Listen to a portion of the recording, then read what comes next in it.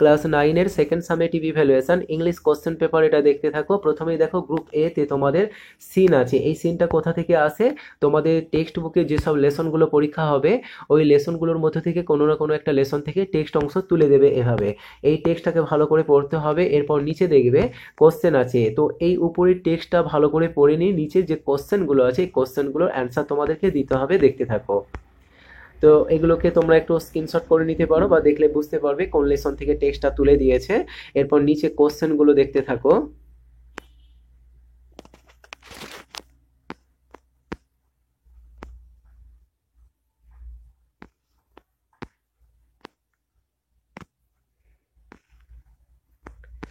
পরের পেজ দেখো।